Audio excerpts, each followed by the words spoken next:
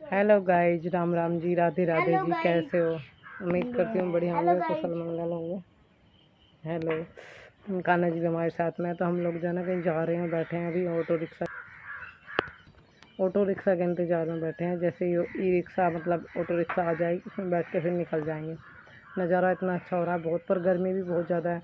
अभी सुबह सुबह निकलेंगे ठंड ठंड में तो फ़ायदा रहेगा, वरना धूप ज़्यादा हो जाएगी ना, फिर दिक्कत होगी। सफ़र बहुत लंबा तय होने वाला है और उम्मीद है आप लोगों को ब्लॉग पसंद आएंगे। जितने ब्लॉग रहेंगे वो सब नेचुरली रहेंगे, उनमें कोई दिखावटी चीज़ें नहीं मिलेंगी, क्योंकि वो स्थानीय वो चीज़ ही ऐसी है जिसको देखकर आप ये बोलेंगे हाँ भाई। मेरे कानों के कैसे लग रहे हैं कमेंट करके बताना। मैंने आज बहुत दिनों के बाद ये डाल लिया, मेरा मन कर रहा था। तो रास्ते में जितना भी होगा शूट करने की कोशिश करूँगी। यहाँ से सफ़र शुरू हो जाता है हमारा, आगे पहुँच के आप लोगों को मिलते हैं।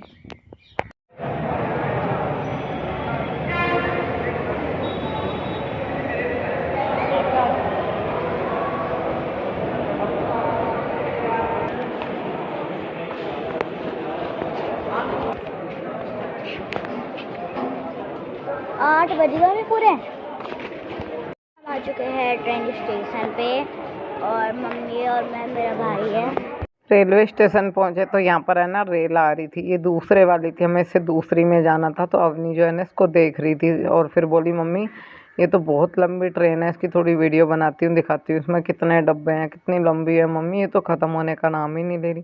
मैंने कहा बेटे ट्रेनें में ऐसे ही डब्बे होते हैं। ये तो मम्मी दूसरे प्लेटफॉर्म पर जो खड़ी हुई है वो कैसी है? मैंने कहा बेटा वो मालगाड़ी है और ये मतलब पैसेंजर वाली है जिसमें लोग जाते हैं। तो इसका मम्मी डब्बे कैसे होते होंगे, मैं फ़र्स्ट टाइम बैठूंगी। तो बच्चे बहुत एक्साइटेड थे कि फ़र्स्ट टाइम बैठ के ट्रेन में जा रहे हो। मैंने कहा बेटा दिखाऊंगी कैसे होती है, किस तरीके की होती है। अंदर जब जाएंगे ना तो आपको सब कुछ देखने के लिए मिलेगा। तो यहाँ पे अपना डब्बा जो है ना बुक करके रखा, पहले से ही अपना टिकट जो है ना बुक करा के रखा हुआ था। तो यहाँ पर अभी भी डब्बे ख़त्म नहीं हो रहे थे, चल ही रहे थे। तो दोनों साइड से वह वीडियो बनाने के लिए खड़ी हो गई। तो हम लोग जो है ना ट्रेन के अंदर बैठ चुके हैं और बाहर रेलवे स्टेशन पे आप लोगों को दिखा रहे हैं कि लोग किस तरीके से वेट कर रहे हैं। डब्बे का पता करना पड़ता है, ढूंढना पड़ता है अपनी सीट अंदर जाकर। एक बार डब्बे का रास्ता लग जाए ना तो फिर सीट मिल ही जाती है। और गाड़ी नंबर बोलता रहता है कि ये वाली गाड़ी आने वाली है, दिल्ली जाने वाली, मुंबई जाने वाली या मेरठ जाने वाली, ये वाली गाड़ी आने वाली है, प्लेटफॉर्म पर पहुंचने वाली है। तो पहले ही फाटक वगैरह डल जाते हैं, सब चीज़ें होती हैं। पर फिर भी मैंने यहाँ पे देखा है कुछ लोग है ना ट्रेन का टाइम का पता भी चल जाता है या कोई सेकंड में आने वाली है, फिर भी लोग बीच में उतरते रहते हैं। वो बहुत गलत है ये, इस तरह की लापरवाही करना कि चलती हुई पता है कि ट्रेन आने वाली है और फिर भी उतर रहे हैं। यहाँ पे मेरे को ना सर्दी लग रही थी, तो अब नहीं कह रही मम्मी सर्दी लग रही थी। मैंने कहा हाँ, क्योंकि हमने ना एसी वाला डब्बा जो है ना बुक करके रखा हुआ था गर्मी की वजह से। फिर यहाँ हमको सर्दी लगने लगी, हम कंबल डाल के बैठ गए। हमने कहा कंबल डाल लेते हैं, कंबल डाल के ना लौट जाते हैं, थोड़ा आँख लग जाएगी, थक सी रहे थे क्योंकि सफ़र जो है ना लंबा होता जा रहा था। अवनी यहाँ पे बैठी हुई थी, कह रही मम्मी भाई को तो दिखा दे, भाई कहाँ है। दे रहा ना सो ली, थोड़ा सा अच्छा सा फील हो रहा है सो के। कायर जो है ना ऊपर सो रहा है, मैं अभी यहाँ नीचे बैठे बस सोया रहने दे, वो सो रहा है ऊपर, हम यहाँ बैठे हैं आराम से। अच्छा लग रहा है सफ़र। तो आज का सफ़र काफ़ी अच्छा रहा और आगे भी होने वाला है। आप लोगों के साथ में सब शेयर हो जाएगा। आज का ब्लॉग थोड़ा लेट आएगा मेरा, क्योंकि टाइम लग जाएगा, शायद वही 5-6 बजे के आसपास ही। कबड्डी खेल लो यार।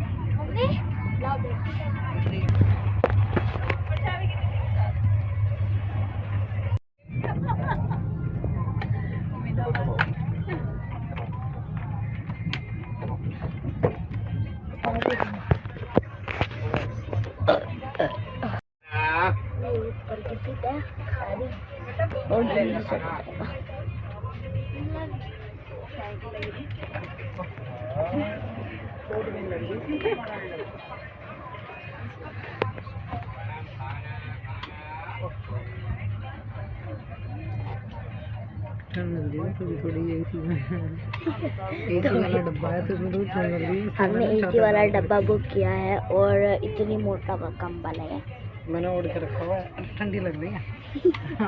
ठंडी लग रही है, एसी चल रही है।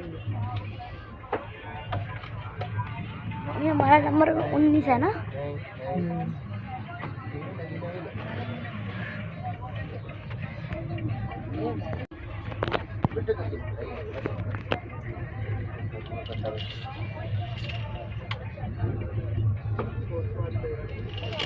मतलब बेस वाला है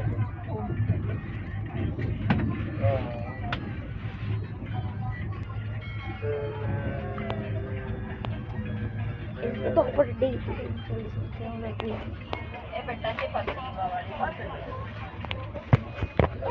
जैसे ही ट्रेन से उतरे तो टेम्पो का पहला सफ़र जो है ना वो तय हो चुका था। हम लोग जो है ना बैठ चुके थे रेलवे स्टेशन से अपनी जगह पहुंचने के लिए, जहां हम लोग जो है ना जा रहे हैं। आगे आगे आप लोगों को ब्लॉग में पता चलता जाएगा। तो फिलहाल यहाँ से हमने ना टेम्पो जो है ना वो पकड़ लिया है। ऑटो रिक्शा जो थी वो भी थी, मतलब पर सबका है ना यहाँ पे अलग अलग बजट था, रिजल्ट था, पैसे सबके अलग अलग बोले जा रहे थे कि इतने में ये वो। तो सब चीज़ों का हिसाब देख के तय पाई करके, जैसे अपना इधर तय पाई करके निकल जाते हैं वैसे ही। तो ये भैया दो चार बातें बता रहे थे कि आप पहले ये स्थान देख लो, वो देख लो, ये अच्छा है वो अच्छा है। मैंने कहा पहले आप हमें जहाँ जाना है वहाँ तक छोड़ दीजिए, उसके बाद हम डिसाइड करेंगे कि हमें कहाँ क्या करना है भैया। अगर ज़रूरत होगी तो बताएंगे, नहीं तो अभी नहीं भैया, चलते रहिए। तो फिर जितना भी रास्ते का सफ़र था आप लोगों के साथ में हम अपना तय कर रहे थे। जगह जगह मोदी जी और योगी जी के फ़ोटो लगे हुए थे, काफ़ी अच्छा। मतलब यहाँ पे ये वो यमुना नदी है जिसमें वासुदेव भगवान जो है ना श्री कृष्ण को एक टोकरे में लेकर, एक परडे में लेकर, जिन्होंने यमुना नदी को पार करके उनको लेके गोकुल पहुँचे थे। तो बाहर से ही दिखा रहे हैं क्योंकि मैट लगा हुआ है, जाल लगा हुआ है, अंदर नहीं जा सकते।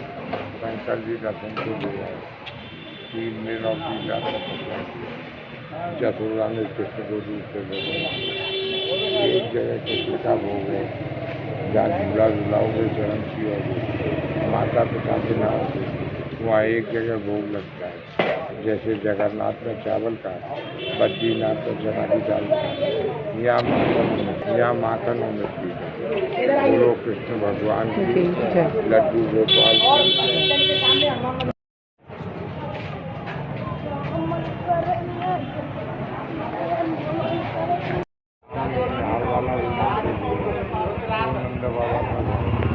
वहीं झूला होगा, चलन होगा, और ये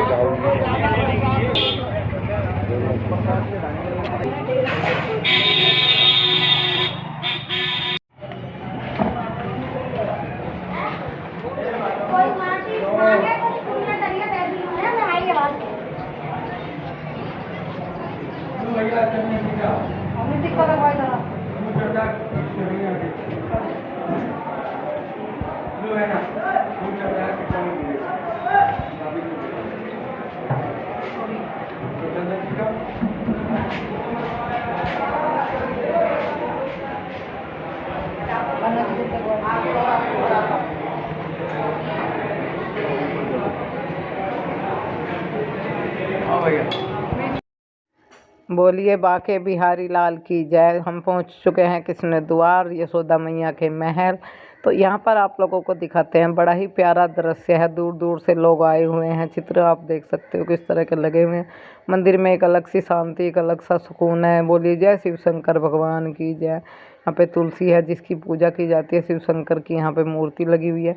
ये महाराज की बात जो है ना आप लोगों को थोड़ा कम समझ में आएगी, इसलिए मैं यहाँ वॉइस ओवर कर रही हूँ। तो बोल रहे बोली बाके बिहारी लाल की जय। यहाँ पे ये पंडित जी बैठे हुए हैं, कुछ पूछना हो तो यहाँ पे आए ना, आगे बाके बिहारी की जो है ना मूर्ति है जिसको झूला झुलाया जा रहा था।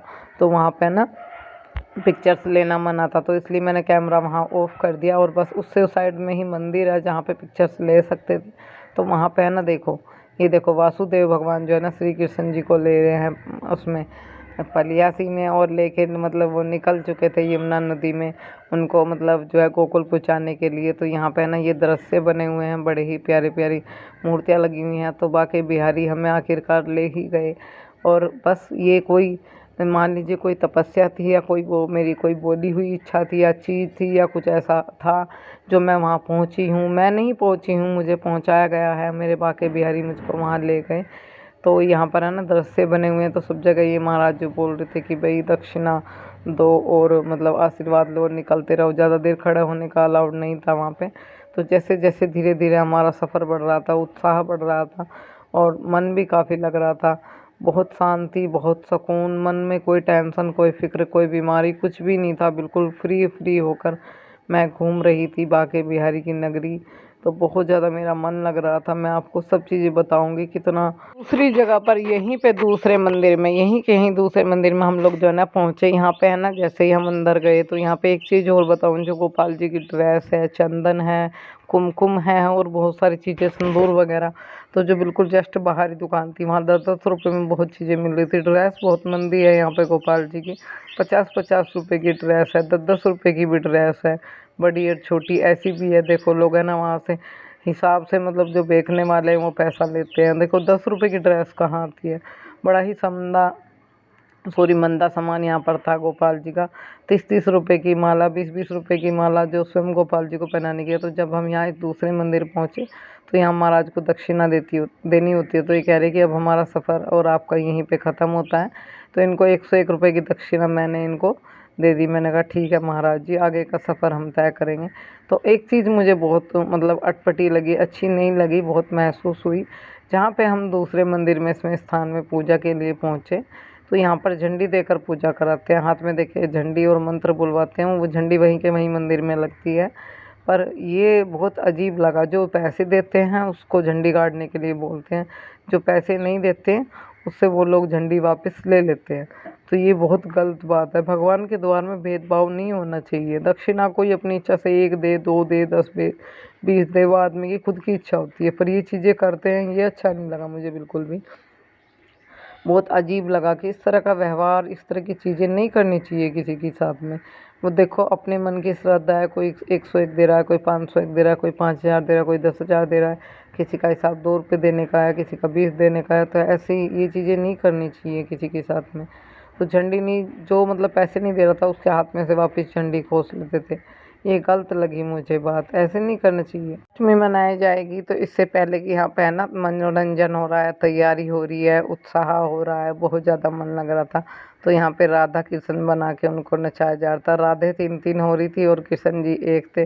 तो बहुत ज़्यादा मन लग रहा था, काफ़ी भीड़ यहाँ पे लगी हुई थी, लोग देख रहे थे, मैं भी देख रही थी खड़ी हुई।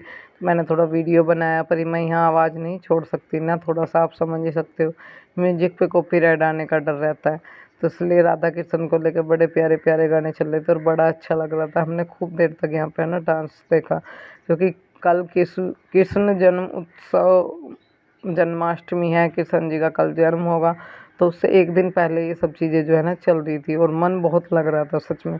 बड़ा ही सुकून, बड़ी ही शांति। एक पल के लिए मन ऐसा करा कि यहीं बस जाऊँ, वापस ना जाऊं। अब मैंने अगला सफ़र अपना तय कर दिया है, तो कहाँ जा रही हूँ आगे वीडियो में आप लोगों को बताऊंगी। तो अगले सफ़र के लिए हम बैठ चुके हैं गाड़ी में और यहाँ से सफ़र तय हो जाता है हमारा। तो बीच बीच में ना रागनी कंपटीशन भी चल रहा था। लोग देखो किस तरह से सोए हुए हैं पेड़ों के नीचे। एक अम्मा जी भी मिली, उनसे काफ़ी बात हुई, काफ़ी अच्छा लगा। मिलेंगे आपको नए